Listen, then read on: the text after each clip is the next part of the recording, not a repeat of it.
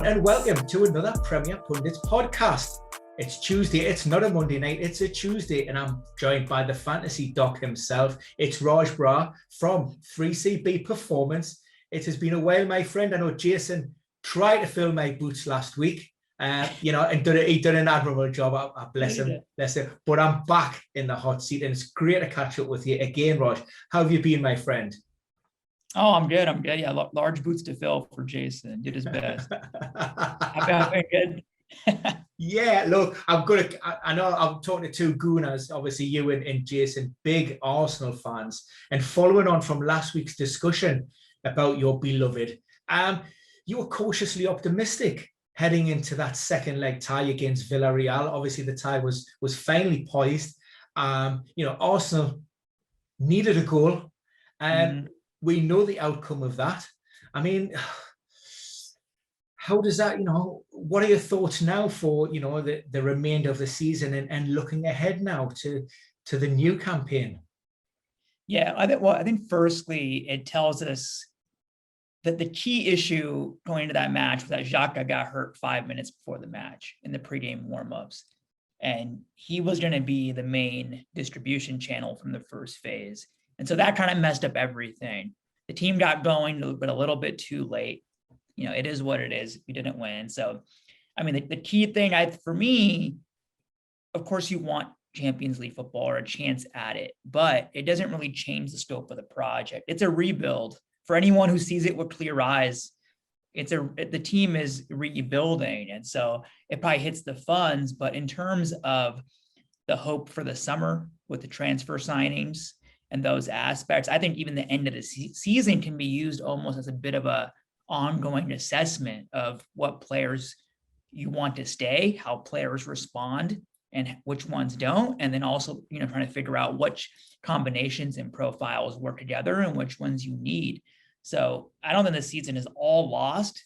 There's always continuity between seasons, especially when it comes to rebuilding the team. Yeah, and is Mikel Arteta the guy at the helm that can take Arsenal forward and transform them and take them through this transitional phase? I think so. I think there's a mismatch right now because Arteta's the type of guy, he has very high standards. And he's trying to play a level of football that might be above some of the current quality. So the question becomes, as a manager, if I come in, do I try to drop my level of standard to adapt? Or do I try to pull these players and this club to that level of standard, right? And so that's really the tenuous part. And that in the end might just come down to investment from the ownership, right? So I've seen a lot of good things from him. He's also a rookie coach. He's a new coach. So you're going to see a lot of mistakes as well, especially in-game management. But, on balance, I think there's been more positives than negatives. Yeah. And talking of maybe investment and generating some kind of income, we've heard some suggesting that there's at least 6 Arsenal players that have been put out there. Guendouzi, doesn't come as any great surprise. Torreira, but one name that was added to the mix, which might have caught a few people on the hop, was the goalkeeper Bernd Leno. And you almost cast your minds back to the beginning of this season where we had, and Martinez come off the back of a brilliant finish to Project Restart. Done well in some of those friendlies, non-competitive games. And, Arteta was toying between the two and ultimately plumbed for Leno, which forced the Martinez transfer, away from the club. A mistake in hindsight, would you say, Raj? And does the Leno transfer potential speculation, does that come as a surprise? I would say I could definitely see why it would be considered a mistake. Martinez, I think Leno is a better shot stopper, but Martinez is far more comfortable with the ball at his feet and with the ball in the air. And so for what Arteta wants to do, he wants a keeper like Ederson, right, who can play that ball out. Obviously, no one's that level, right? So possibly, I've heard rumblings about Leno last half of the season about Leno wanting out. So this may be something where it's coming from the player rather than the club themselves. And so, or it might be a combination aspect where Arteta said, he saw how Leno handles, how he handles the ball and how he kind of gets flustered at times playing out from the back. So it might be a win-win for both sides. Yeah, but I mean, as well, as well as some of those old sort of stalwarts within the club, you've also got some good, young, fresh blood that's produced. And this leads us nicely into a player that I want to touch upon. Of course, we're talking about Bukayo Saka, even Nicolas Pepe looks to be, I'm not saying he's justifying that huge price tag, but he's shown a little bit of promise. And of course, we've seen the emergence of Emile Smith-Rowe, particularly, second half of the season. Worryingly, we have seen a number of hamstring issues, niggles, complaints in recent weeks, and that goes back even to this last weekend. What we know at this moment in time is not a great deal, because Mikel Arteta said that he gave the players Monday off. He was hopeful that Smith-Rowe wasn't serious, but he mentioned that that the players actually transitioning from development football with the under-23s to the Premier League. Now, as a supporter, is the concerns with regards to Emile Smith-Rowe's hamstring, should that be a worry at this stage, or is this normal for a player of his age who's making that step up to the Premier League? Yeah, it's quite normal. You have a player who prior to this season hadn't played much at this level. And not only has he come in and played, he's played consistently and he's played in very high intensity matches, all of which leads to potential injury risk. At the same time, he's 20 years old, so he's still very much maturing physically and developing physically and finally getting access to that first team strength and conditioning, right?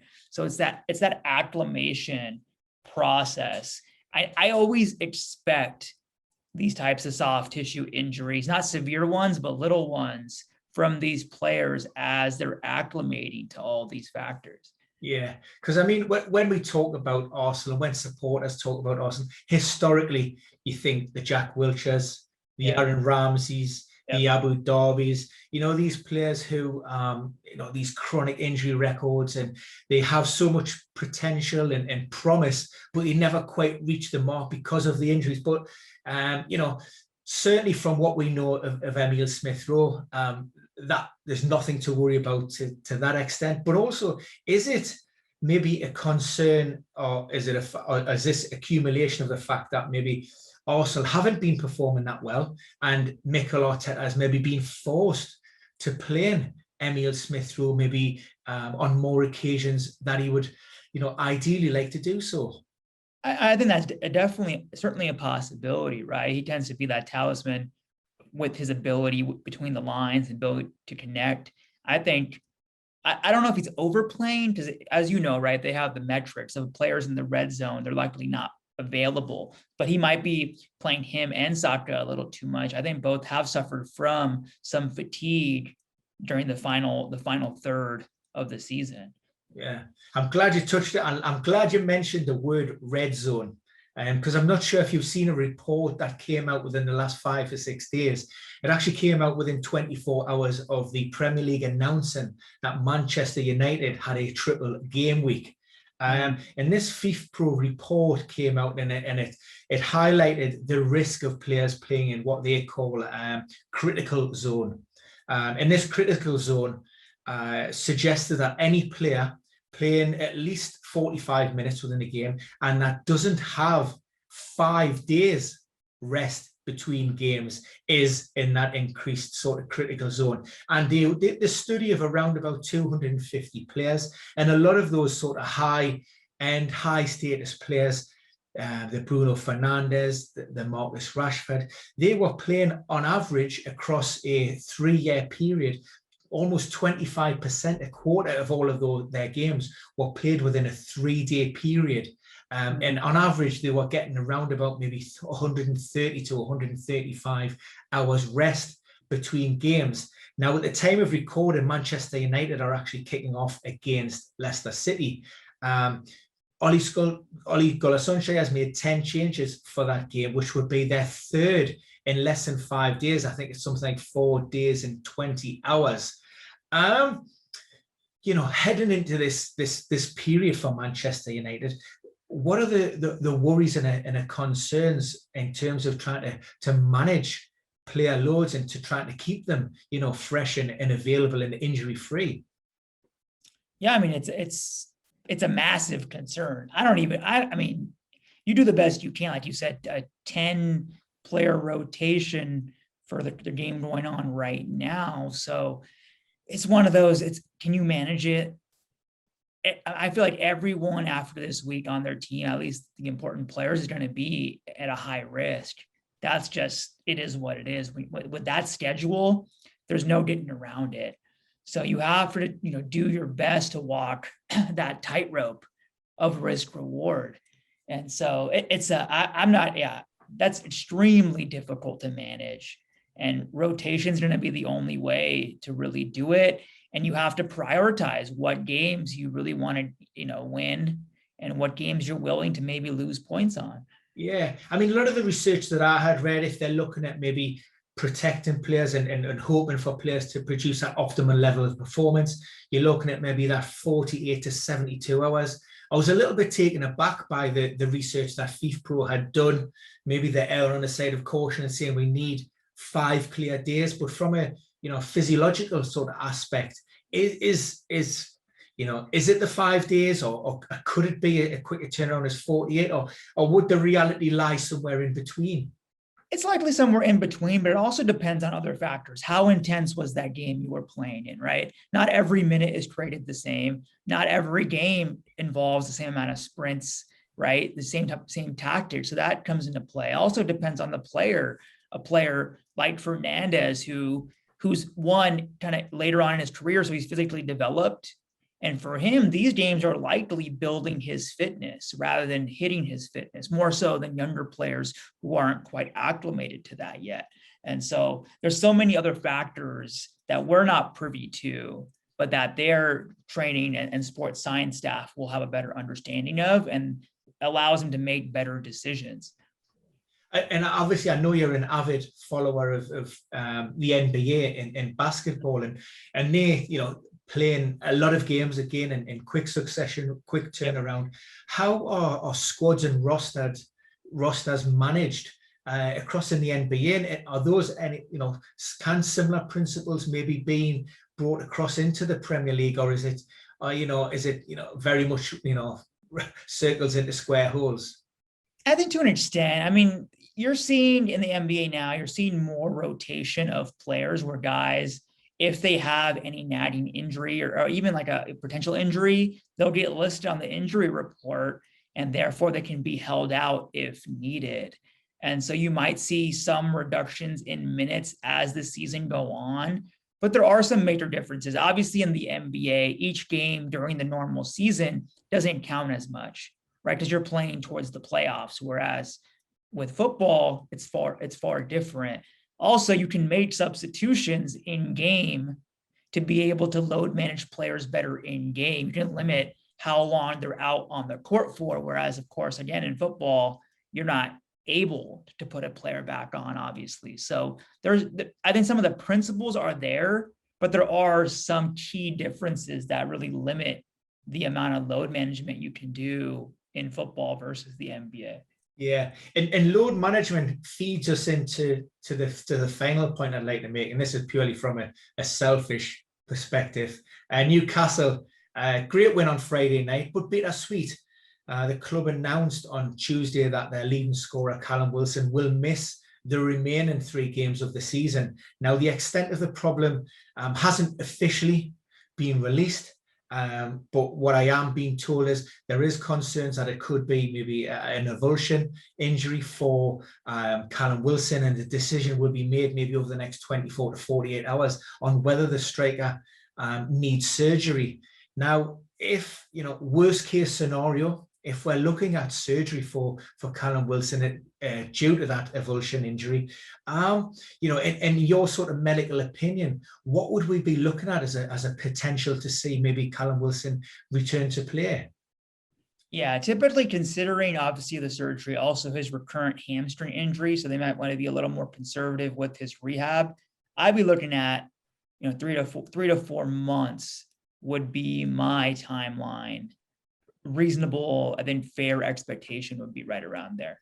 Yeah, and that would be a concern, me, first and foremost, as a Newcastle supporter, because once again, that's impacting on a pre-season training program, which we know forms a cornerstone for the remaining aspects of the campaign.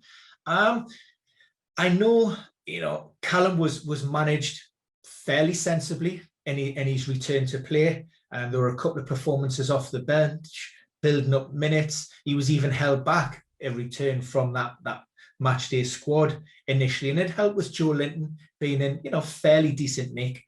But my question and my concern would be the management of Wilson, maybe on Friday down at the King Power Stadium. We have a guy who's coming off the back of a hamstring injury. I think that's set him back. Was it in the region of maybe 4 to 5 weeks? I'm thinking off the top of my head. About a month. Yeah, and Newcastle are cruising. I think it was at least 3-0 towards the latter part of the game. In hindsight, does Steve Bruce and his staff look at the fact that Callum Wilson was still on, for those last maybe 10 or 20 minutes as being a mistake and a decision that, they should have really known a lot better with the game put to bed and look to protect, especially with the likes of Andy Carroll and Joe Linton available, or even you can deploy somebody up there like Almiron and just, stack your defense a little bit more. I mean, I think you have to look at it in that, right? With some hindsight on it, considering the player did play significant minutes that game and ended up in an injury with his recurrent hamstring injury history, and the fact, like you said, you're cruising and you have potential replacements for him. So, or it's something where Wilson was cleared prior to the game as full fitness. So, right, it's hard. It's quite hard to say. It's hard. Yeah, it's really hard to say. But again, those decisions in the moment where you're thinking, okay, maybe I can get away with this one, right? Maybe I can leave him in there. But for me, again, it goes back to what you're saying. It's one thing if it's a 1-1 game and it hangs in the balance, right? It's another thing if you're up 3-0. It's, it goes back to you, but it's risk and reward, isn't it? And as a manager, as a coach, you're watching from the sidelines and you're saying to Callum Wilson, how you feeling, Callum? Great. How stay on, looking sharp, feeling good. I mean, he latched on to that Matt Ritchie pass from his own half, scored the goal. But, decisions need to be taken by coaches, and they're not there. They need to protect the players. But look, Raj, it's always, as always, mate, it's fantastic to catch up with you. I really do enjoy these insights from yourself. Guys, if you don't know who Raj is, where have you been all of his life? The man produces some outstanding content. Check him out. It's 3CB Performance, both through social media channels on Twitter and his YouTube channel. Not just football, there's loads of basketball. There's everything in there, and tactics and injuries. Check that out now. But for now, Raj, very much appreciate you joining us again. And until the next time, I'll see you again soon. Thanks for having me.